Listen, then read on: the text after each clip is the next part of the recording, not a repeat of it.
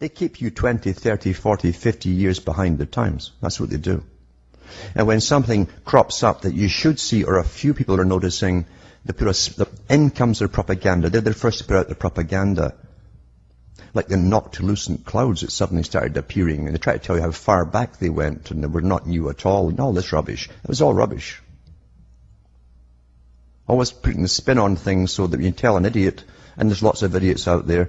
Have you ever looked at the sky and wondered what all those lines are? And they'll tell you, must be a lot of aircraft, you know. There's about 2 aircraft going to Sudbury per day here. That's about it. Meanwhile, you've got about 15 in the air spraying back and forth. Well, I don't know. But they're gone. Most folk are gone, and you've got to accept that. Or you'll spend your life battering your head, trying to use your ego to dominate their ego until they admit you're right. That's a killer. Don't fall into that trap. Most folk will do that with their families. All you do is get kicked out, or they'll move off, or something like that. You can only use your time on people who are worthwhile to use it upon. Ones who are already asking questions. If they're asking questions, that means they're not quite so lobotomized as the rest. They have a bit of wildness there, of survivable capabilities.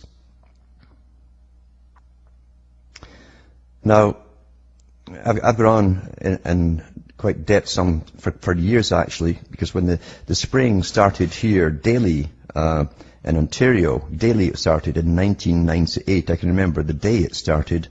I couldn't believe it when I walked outside, and they were much lower at that time, doing heavy, long trails from horizon to horizon, and it literally was like a checkerboard, north, south, east, west.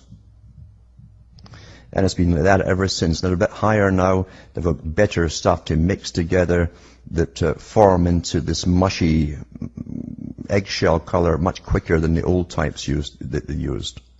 And they are adding to it with different things here and there. That's why your throat gets raspy or sore throats. That's why about 60% of the public get recurrent bronchitis now. They just don't know what causes it. That's why everyone's allergic to everything. They call them allergies. Well, no wonder you're being poisoned, folks. This article here sums up a lot of this. I'm going to read quite a lot of it tonight because it's well worth it, and it's got a lot in it. And it's not speculation. It's from government sources themselves. And it's from the Wise Up Journal. And it's from the 13th of April, 2010. Howard Hughes Company, the company's climate change fight, it says. We're so familiar with nonsensical trivia that fills so many news mediums these days that the following information might appear the same, but it's quite the opposite. It will soon become apparent from authorized sources how important it is. To give the subject proper consideration, we need to look at a number of these sources, including an important government-funded report, an article published by the New York Times, written by Pulitzer Prize winner Seymour M. Hersh, reminding us of some old facts, and some other governmental sources.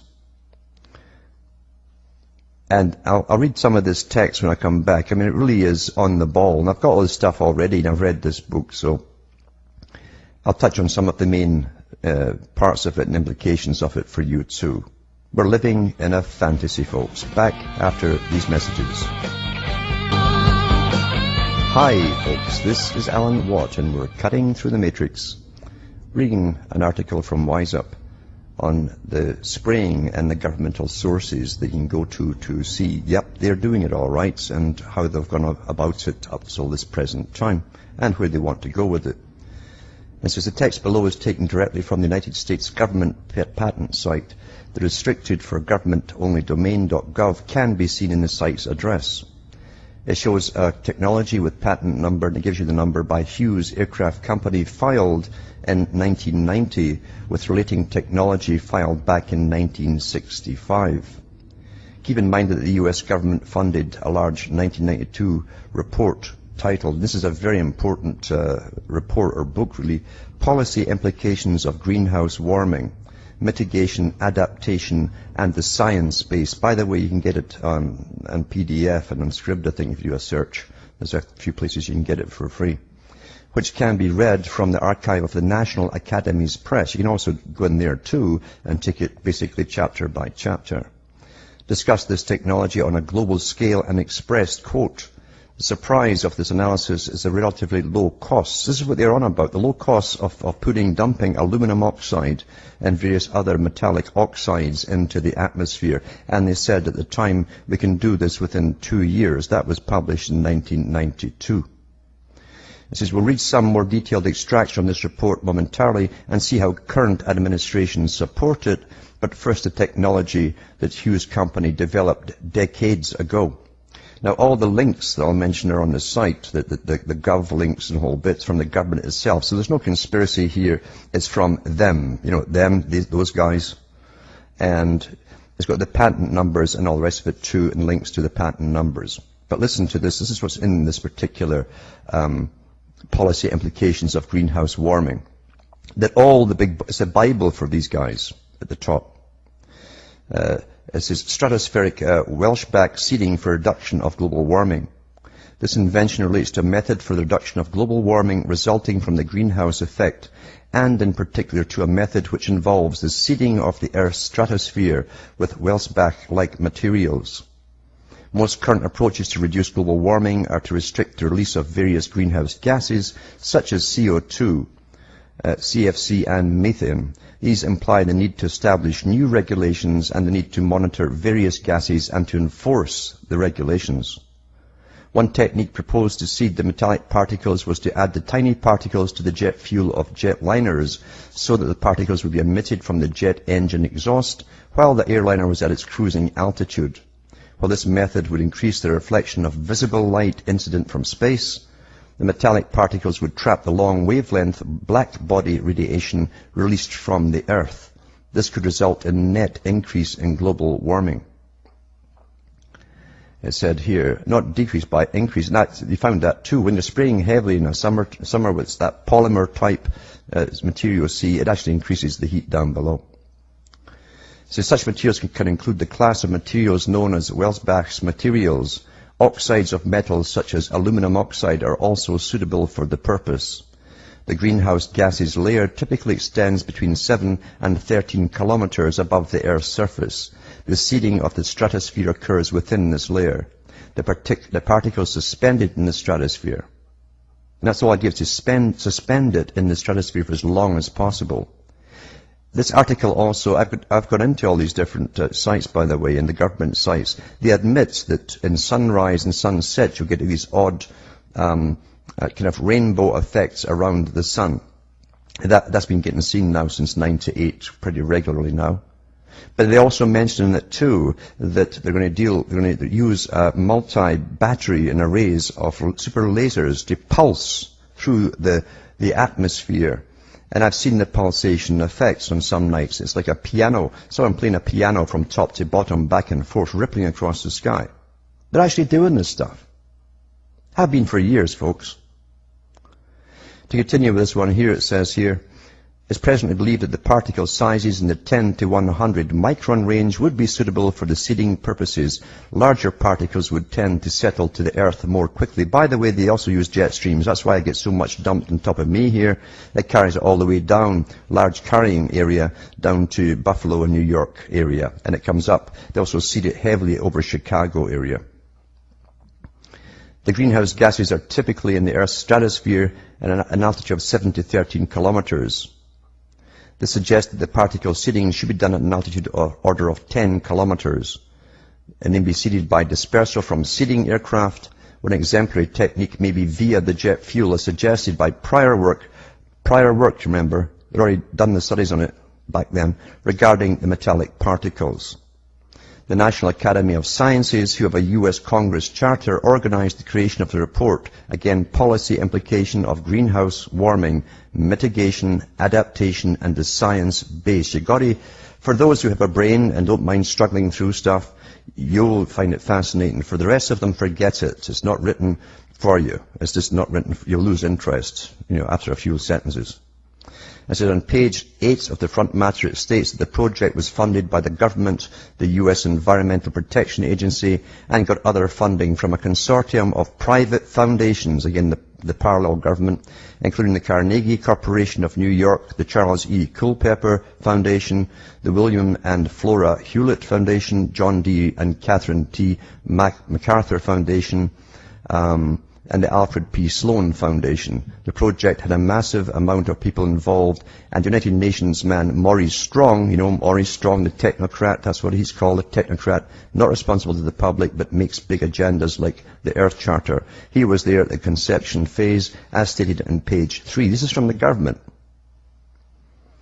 These introductory pages show what specialists from private and governmental bodies were involved with tunnel knowledge in the fields of chemistry, law, the Air Force, biomedical engineering, civil and environmental engineering, genetics is involved, atmospheric physics, and economics, to name a few.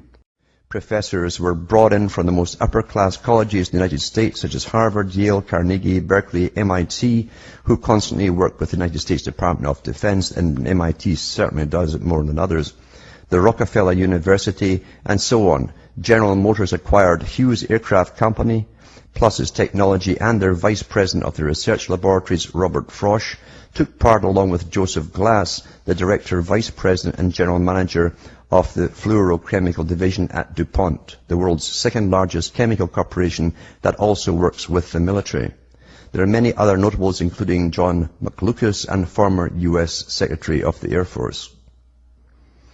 On page 59 of the report, Hughes patented his way is listed amongst other options. The patent is to use aircraft to maintain a cloud of dust in the low stratosphere to reflect sunlight.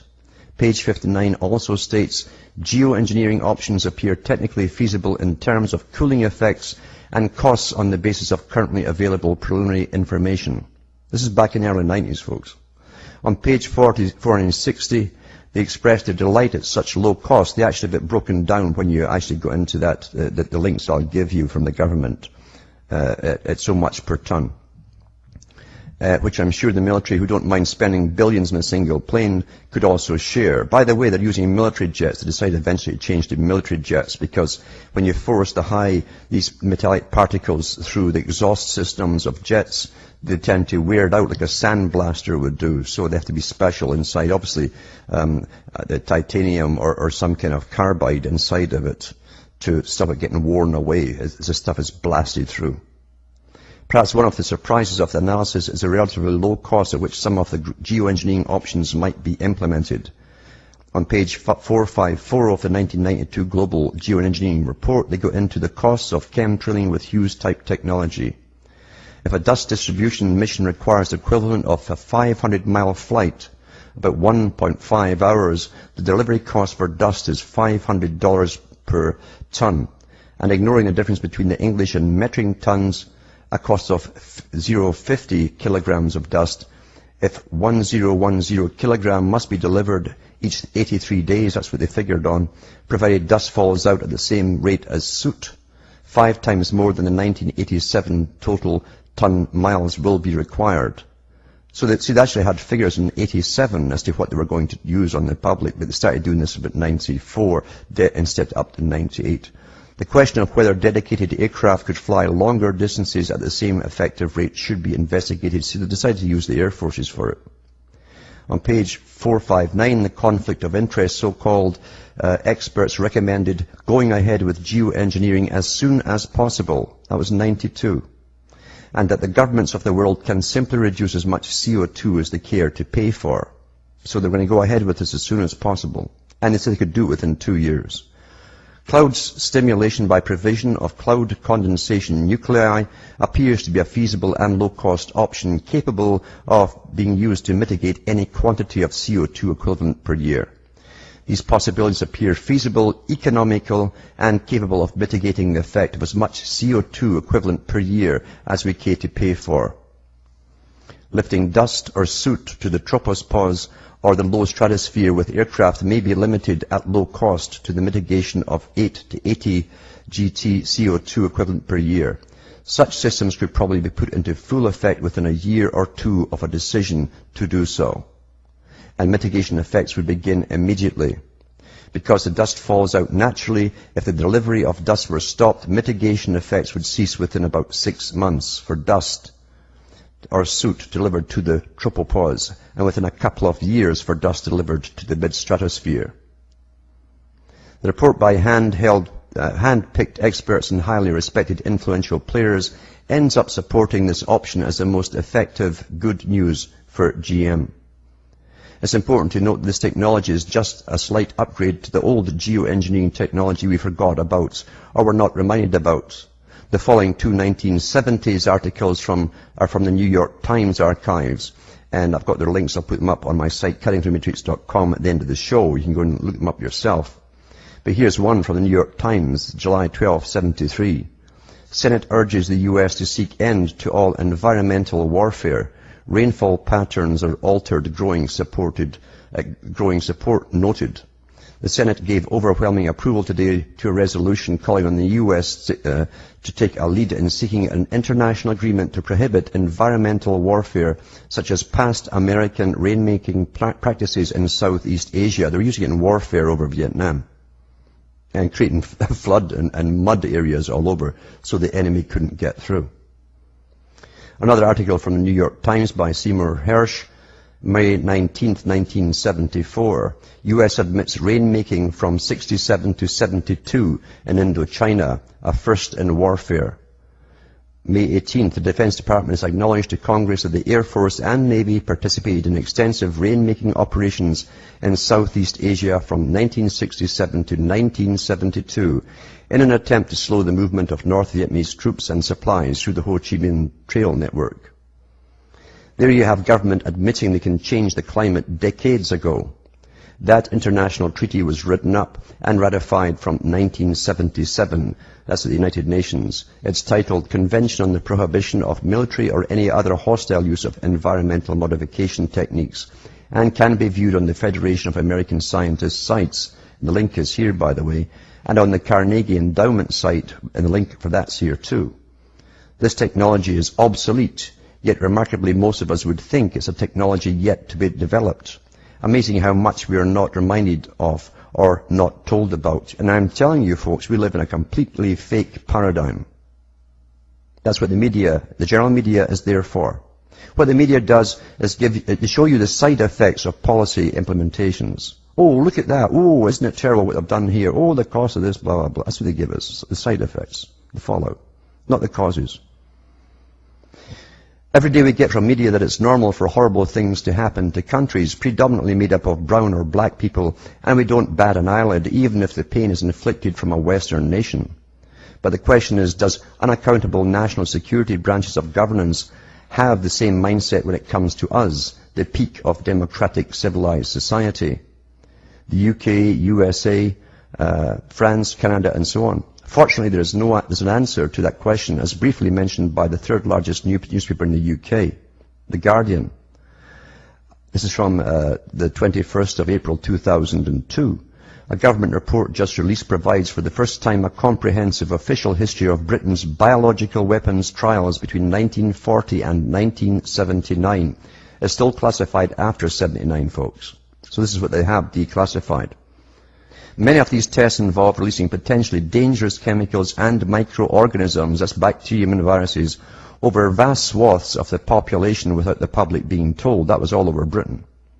The tests carried out by government scientists at Porton Down, this is what it says, the report reveals that military personnel were briefed to tell any inquisitive inquirer that the trials were part of research projects into weather and air pollution. That was from 1940 to 1979. One chapter of the report, The Fluorescent Particle Trials, reveals how between 1955 and 1963, planes flew from northeast England to the tip of Cornwall along the south end and west coast, dropping huge amounts of zinc, cadmium, highly carcinogenic by the way, sulfide, on the population. The chemical drifted miles inland as fluorescence, allowing the spread to be monitored. Cadmium is recognized as a cause of lung cancer, and during the Second World War was considered by the Allies as a chemical weapon. In another, this is what they do. This is what your own, your own them, as opposed to others them. This is what your own them does to you. In another chapter, Large Area Coverage Trials, the Ministry of Defense describes how between 1961 and 68, more than 1 million people along the south coast of England from Torquay to the New Forest were exposed to a bacteria, including E. coli and Bacillus globigi, which mimics anthrax. These releases came from a military ship. And that's, I've put that out before. They did the same Norwich. And then they tested the whole population who hadn't a clue. And all the doctors were in it through the National Health Service, collecting the data for the government. Oh yeah, you're dying of cancer. We don't know how it happened. Oh, so are the young. Oh, it's a mystery. The report also reveals details of the DICE trials in South Dorset between 71 and 75. These included US and UK military scientists spraying into the air massive quantities of Serratia marcescens bacteria with an anthrax stimulant and phenol. Some families in areas which bore the brunt of the secret tests are convinced the experiments led to their children suffering from birth defects, multiple birth defects, physical handicaps and learning difficulties. The report also confirms use of anthrax and other deadly germs on tests aboard ships in the Caribbean and off the Scottish coast during the 1950s. The documents state, this is the official document, tacit approval for stimulant trials where the public might be exposed was strongly influenced by defence security considerations aimed obviously at restricting public knowledge. The public are never told what's been done to them. You have never been in any democracy, folks. You've been in a never land.